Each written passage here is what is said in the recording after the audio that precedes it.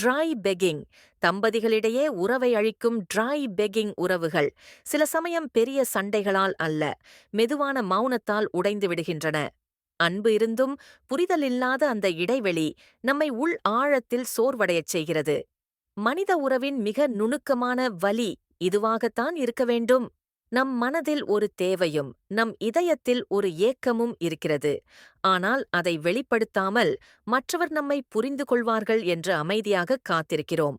அந்த காத்திருப்பே try begging. உறவுகளில் நடக்கும் மிகப்பெரிய பிரச்சனை என்னவென்றால், நம் தேவைகளை தெளிவாக சொல்லாமல் அவை நிறைவேற வேண்டும் என்று எதிர்பார்ப்பதே. இதனால் நடப்பது என்னவென்றால், நமக்கு தேவையானதை மற்றவர் தாமாகவே புரிந்து கொள்வார்கள் என்று நம்பி காத்திருப்போம். ஆனால் அவர்கள் புரிந்து கொள்ளவில்லை என்றால், நம்மிடம் கோபம், தவிப்பு, தள்ளி நிற்கும் உணர்வு மற்றும் வெறுப்பு உருவாகி வாழ்க்கை திண்டாட்டமாகிவிடுகிறது. இது நிசப்தமாக உறவை சேதப்படுத்தும் ஒரு மௌன தாக்குதல், பாசிவ் அக்ரெஷன் நடத்தை ஆகும். ட்ரை பெக்கிங் என்றால் என்ன?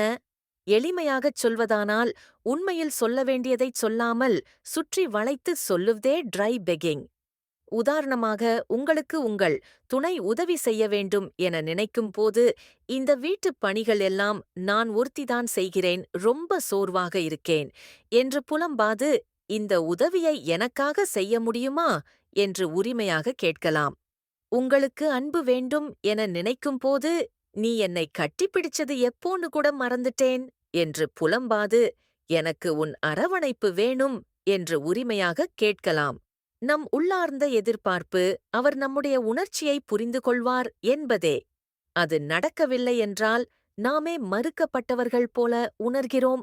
சரி, ட்ரை பெக்கிங் ஏன், எதனால் ஏற்படுகிறது என்று இப்போது ஆராய்வோம். நான் மறுக்கப்படுவேனோ என்ற பயம்தான் முதற்காரணி. நாம் நேராகக் கேட்டால் அவர்கள் இல்லை என்று சொல்லிவிடுவார்கள் என்ற பயம் நம்முள் இருக்கும்.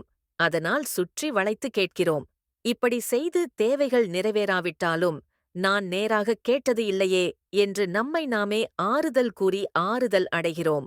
நான் ஒன்றும் கூறாமல் நீயே என்னை புரிந்து கொள்ள வேண்டும் என்ற எதிர்பார்ப்பினால், நீ என்னை உண்மையிலேயே காதலிக்கிறாய் என்றால், எனக்குத் தேவையானதை நீயே அறியணும் என்ற தவறான நம்பிக்கை நம்மில் பலருக்கும் இருக்கும். இது ஒரு மாயமான போலியான எதிர்பார்ப்பு. இதுவே உறவை அழிக்கும் ஆயுதம். ட்ரை பெக்கிங்கை நிறுத்தி உறவை மேம்படுத்துவது எப்படி என்று இப்போது யோசிப்போம். உறவை உயிர்ப்புடன் வைத்திருக்க உங்கள் அணுகுமுறையை மாற்ற வேண்டும். உங்கள் உணர்வையும் தேவையையும் தெளிவாக அறிய வேண்டும். முதலில், நான் ஏன் கோபமாக இருக்கேன் என்று உங்களையே கேளுங்கள். உங்களுக்கு தேவை அன்பா, உதவியா அல்லது கவனமா என்று தேடுங்கள். எனக்கு அவரிடம் கோபம் இல்லை, ஆனால் இப்போது உண்மையிலேயே இந்த வேலையை செய்ய ஒருவரின் உதவி தேவை என்று உங்களுக்கே உண்மையாய் சொல்லிக் கொள்ளுங்கள். இப்போது அவரை அணுகலாம். நேராகவும் எளிமையாகவும் கேளுங்கள். வழிவிட்டு வளைந்து செல்லாதீர்கள். தெளிவாகவும் நேராகவும் கோரிக்கையை முன்வையுங்கள். இந்த வேலைக்கு எனக்கு கொஞ்ச நேரம் உதவி செய்ய முடியுமா? அல்லது, இன்று எனக்கு கொஞ்சம் மனசுக்கு கஷ்டமாக இருக்கு, என்னை கொஞ்சம் அரவணைத்துக் கொள்றியா என்று அழகாகக் கேட்கலாம். அவர்களின் இல்லை, முடியாது என்பதற்கும் மதிப்பு கொடுங்கள். நீங்கள் நேராகக் கேட்ட பிறகு அவர் மறுப்பதற்கும் உரிமை உண்டு என்பதை புரிந்து கொள்ளுங்கள்.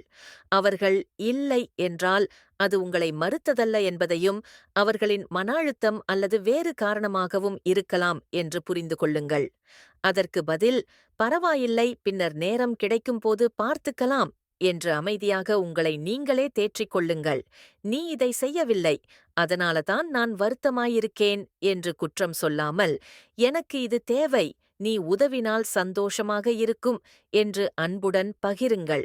சொல்லாத அன்பிற்கும் அறியப்படாத சோகத்திற்கும் அர்த்தமில்லை. Stop try begging, keep on loving.